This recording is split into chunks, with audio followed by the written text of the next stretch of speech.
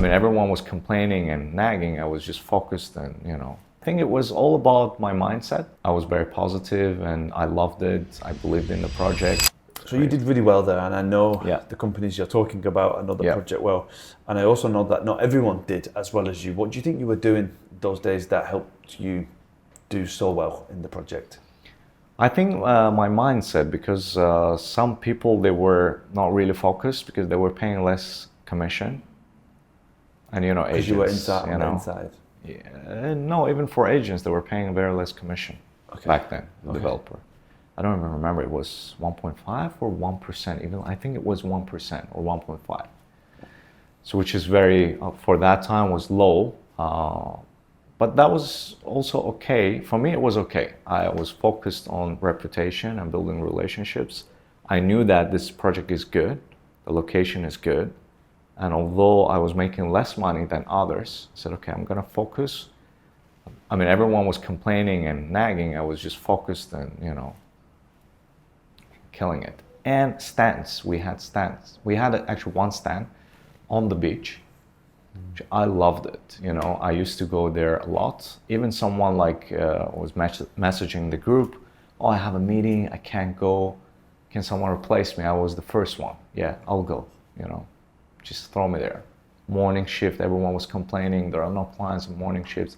I sold actually to the architect of the building in the morning shift. I met him there. He was one of the architects. He worked closely with Sean Killa. Sean Killa, he's the designer, the exterior designer of the Address JBR. And I mean, by accident, I met him there and I sold 1 bedroom. Everyone was shocked, morning shift. Morning, afternoon. I think it was all about my mindset. Yeah. I was very positive and I loved it. I believed in the project. Everyone was talking negative or complaining about certain challenges, but I just, I was not listening to anyone. It was positive, bam, bam, bam. And I became actually top performer of the company that I used to work for, entire branches for selling that project within 6-7 months. Every month I was selling 4 or 5 like that. So it was crazy. Good Back times. then it was This is not what, easy. 2019? No, we're 17. 2017, 18. Wow, yeah, those were tough times in Dubai. Yeah. For a lot of people. Yeah, it was tough times because even for, residents, it was very difficult to convince them because the next building, Al Batin, was selling 1,500 per square foot. We were selling 2,000 per square foot. 2,000. Now you can't find 2,000 per square foot even in Dubai Hills, it's crazy. And people were, for that time, it was quite expensive, I would say. Even Blue Waters, remember those days? People were not buying Blue Waters because of the price per square foot. Everything was in a minus. Yeah, Royal Atlantis was a very challenging, project to sell. Royal Atlantis. One Palm, yeah, exactly. They had finished the properties you couldn't sell. Everyone was saying, oh, it's too expensive, who's going to buy them? But look at them, double, tripled, Royal Atlantis tripled in value. It's unbelievable. It was just a wrong timing for ultra luxury segment, I believe so, and the luxury segment. But I believe that this will work, in the long term. Of course, I didn't expect it will do that well. Nobody expected that. I was actually saying, if we make 25-30% profit, that will be People fantastic. will be happy with that. Yeah, people will be happy with that. But it ended up 100. I resold so many apartments there for, I'm telling you, 100%, 110, 160% profit.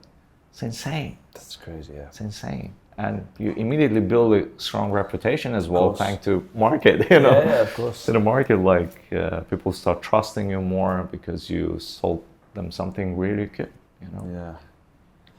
Yeah, it's amazing. So then I guess from that, you built a good client base to then go and cover different areas in Dubai. Yeah. So apart from Address JBR, where other main areas have you focused over the years? The second most successful project that I have done was SLS. I joined there with Riyadh. I'm sure you know him. Riyadh Gohar is $1 million list. He was on my podcast. So he invited me there. Basically, he was the one who convinced me there because he was broker as well. I said, well, I don't want to come back to the developer.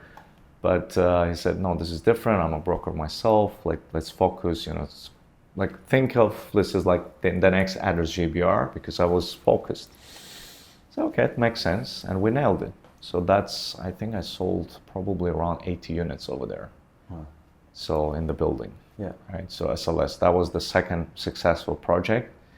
And then I'm more kind of buyer's agent now than sellers, but I have listings. Whatever I sell, I manage myself. I rent if there is need for rent. I resell. I mainly do sales, but if there is a need, I manage myself. Especially for close clients, I do it myself, because in that way you build even stronger relationships. Because I try to pass it on to some of my colleagues, team members, to manage it on my behalf, because I didn't want to do rentals. But then that wasn't a good idea, because they don't treat the client the way you treat them.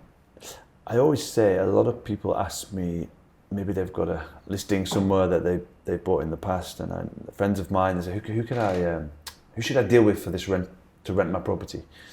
And I say, honestly, I don't want to give you any names, because, to be honest, if someone's really good as a rental agent, they're not going to be a rental agent for long. They usually, they're going to move on.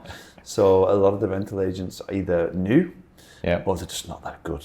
Yes. That's the challenge. So I think you're right. I think with your close clients, if you can have the time, patience, I guess, to help those guys out, then it should pay forward in the long run.